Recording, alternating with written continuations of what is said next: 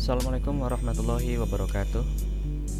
Alhamdulillahilladzi anzala sakinata fi qulubil mu'minina liyazdadu imanan ma'a imanihim.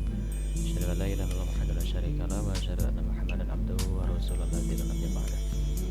Baik, semangat pagi semuanya.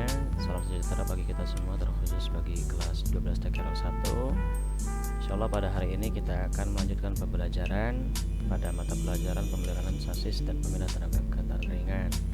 Untuk materi hari ini yaitu tentang kopling. Sebetulnya pada saat tatap muka kemarin kita sempat membahas tentang kopling, tapi hanya sepintas ya, karena waktunya hanya sekitar 1 jam, jadi waktunya kurang.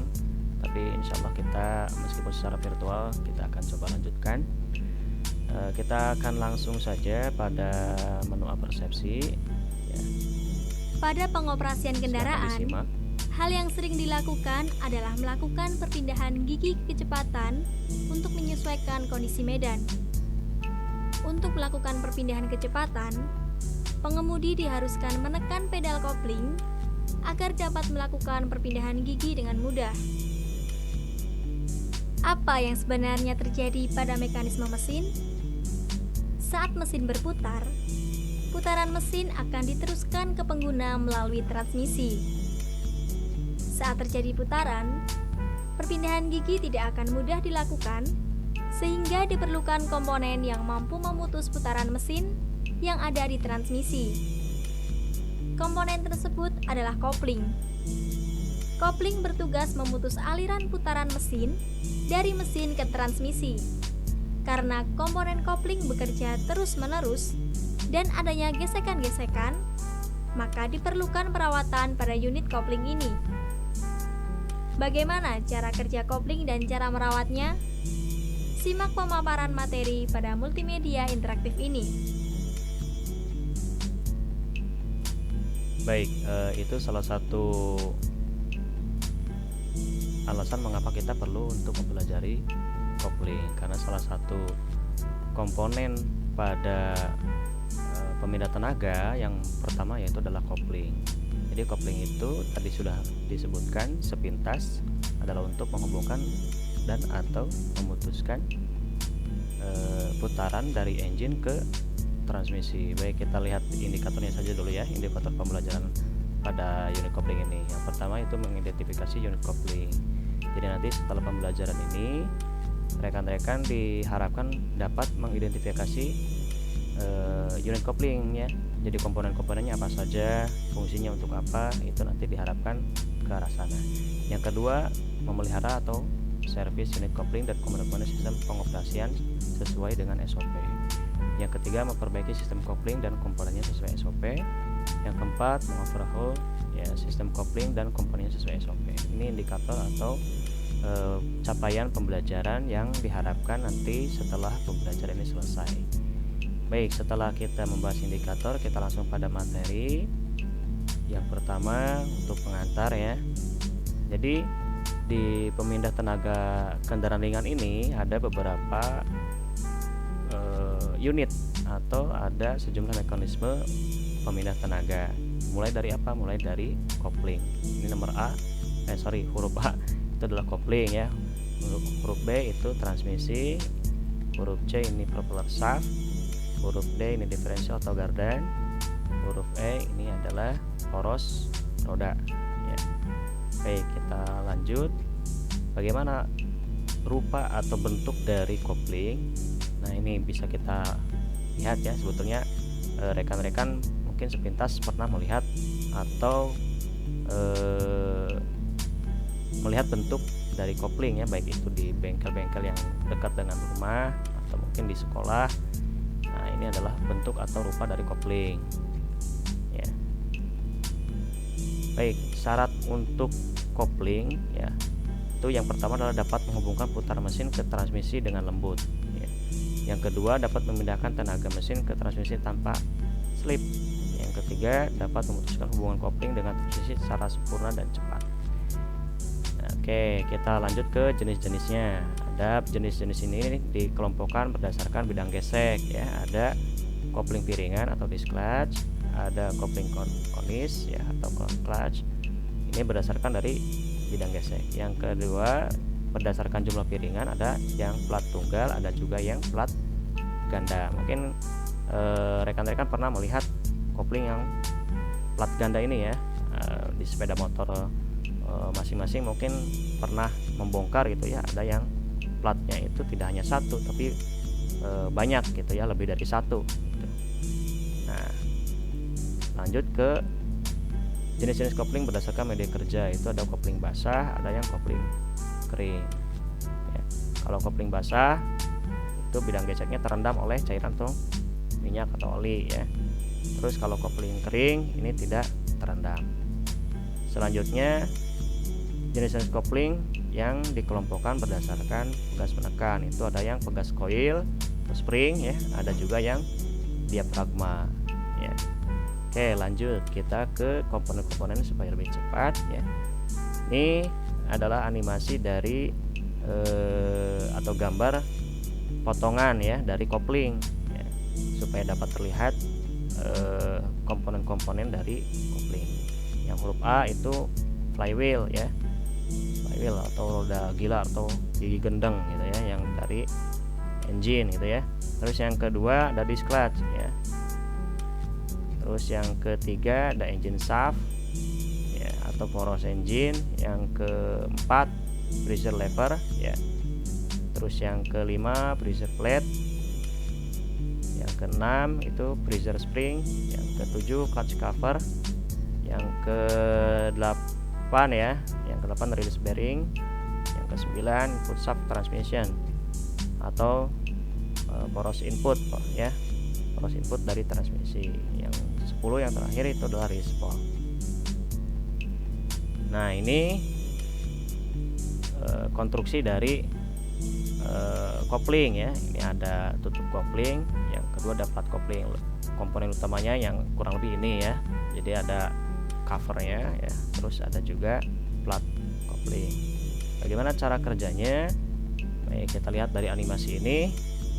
Jadi tadi seperti yang sudah dipaparkan sebelumnya, bahwa yang namanya kopling itu berfungsi untuk memutus atau menghubungkan putaran atau daya dari engine ke transmisi.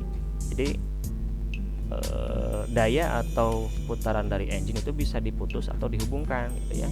Jadi bukan hanya hubungan dengan perempuan gitu ya, bisa putus atau nyambung, bukan ya, tapi dalam hal ini adalah putaran engine. Baik, ini dalam keadaan belum ditekan, tapi pada saat kita tekan pedal kopling, nah maka putaran engine ini akan diputuskan ya, jadi tidak akan memutarkan transmisi atau poros transmisi. Pada saat dilepas, nah ini nanti akan putaran engine ini akan memutarakan kembali poros transmisi, dan selanjutnya akan ditransmisikan putarannya ya, sampai ke roda. Oke ya, kita lanjut ke pemeriksaan supaya lebih mudah untuk dibayangkan ya, bagaimana langkah-langkah pemeriksaan mulai dari pembongkaran sampai pemeriksaan plat kopling. Kita coba play satu-satu ya. Kalau misalkan tidak cukup waktunya, kita nanti lanjutkan di pertemuan selanjutnya. Baik, kita mulai dari pembongkaran kopling. Oke ya, silakan Pembongkaran disimak kopling. Lepas penutup kopling dengan mengendorkan baut-baut yang ada pada penutup kopling. Usahakan hati-hati dalam membuka penutup kopling. Jangan sampai plat kopling jatuh dan membentur dengan keras. Setelah terlepas, tempatkan unit kopling di tempat yang aman. Kayak gitu sepintas bagaimana cara membongkar kopling. Selanjutnya memeriksa keolengan flywheel atau roda gila atau gigi gendeng. Memeriksa keolengan flywheel. Pemeriksaan keolengan flywheel atau roda gaya dengan menggunakan dial indikator. Tempatkan dial indikator sedemikian rupa. Arahkan bidang sentuh dial indikator pada permukaan flywheel dan atur posisi 0 dial indikator. Putar poros engkol 360 derajat dan baca simpangan dial indikator. Keolengan maksimum flywheel adalah 0,8 mm. Baik, itu yang kedua, memeriksa keolengan flywheel. Yang ketiga, memeriksa bantalan pilot. Memeriksa bantalan pilot. Putar bantalan dengan tangan sambil memberikan tekanan aksial. Bila bantalan macet atau terasa berat, lakukan penggantian pada bantalan pilot. Bantalan pilot dilumasi secara permanen dan tidak memerlukan pelumasan kembali. Baik, selanjutnya yaitu memeriksa keausan pegas diafragma. Memeriksa keausan pegas diafragma. Dengan menggunakan jangka sorong, ukur kedalaman keausan pegas diafragma. Posisikan pengukur kedalaman jangka sorong pada bagian pegas diafragma yang aus. Kunci jangka sorong dan baca hasil pengukurannya. Kedalaman maksimal adalah 0,6 mm dan lebar maksimal adalah 5,0 mm. Baik, selanjutnya yaitu pemeriksaan bantalan pembebas atau release bearing ya. Pemeriksaan bantalan pembebas. Putar bantalan pembebas dengan tangan sambil memberikan tekanan aksial. Bila bantalan macet atau terasa berat, gantilah bantalan pembebas. Selanjutnya yaitu memeriksa garpu pembebas atau release fork ya. Memeriksa garpu pembebas. Lakukan pemeriksaan garpu pembebas dengan pemeriksaan visual. Periksa garpu pembebas dari kemungkinan retak dan aus. Bila terjadi keretakan dan keausan, lakukan penggantian garpu pembebas.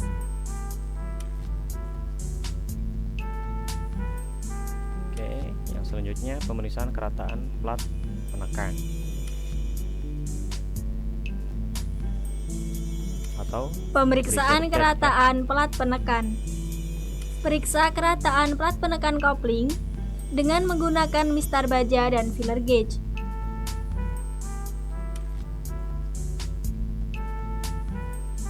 Tempatkan sisi mistar baja pada permukaan plat penekan. Sisipkan bilah feeler gauge pada celah yang ada. Lakukan pemeriksaan dengan berbagai posisi. Standar ketidakrataan plat penekan yaitu 0,5 mm.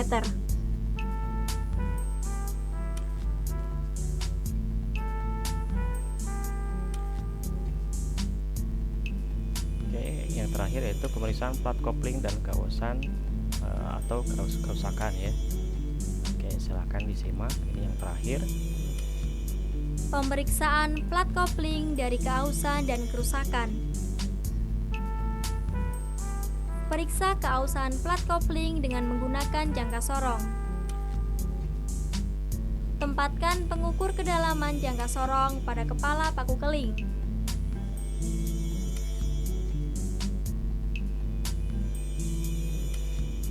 Kunci jangka sorong dan baca hasil pengukurannya.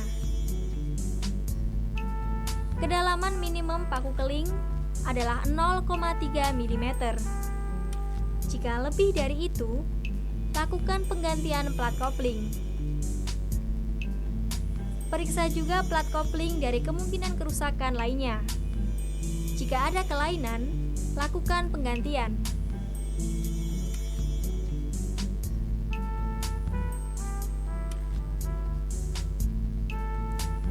Baik ya, itu sepintas video atau cuplikan pemeriksaan kopling ya.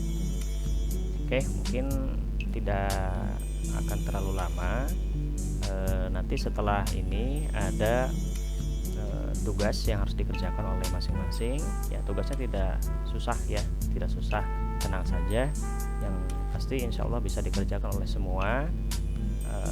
Terkait dengan bagaimana cara mengerjakannya atau mengumpulkannya, nanti ada cara-caranya yang disampaikan di Google Classroom ini ya nanti. Oke ya, itu saja yang dapat disampaikan untuk pertemuan kali ini. Kurang lebih saya mohon maaf. Wabillahi taufiq wal hidayah. Wassalamualaikum warahmatullahi wabarakatuh.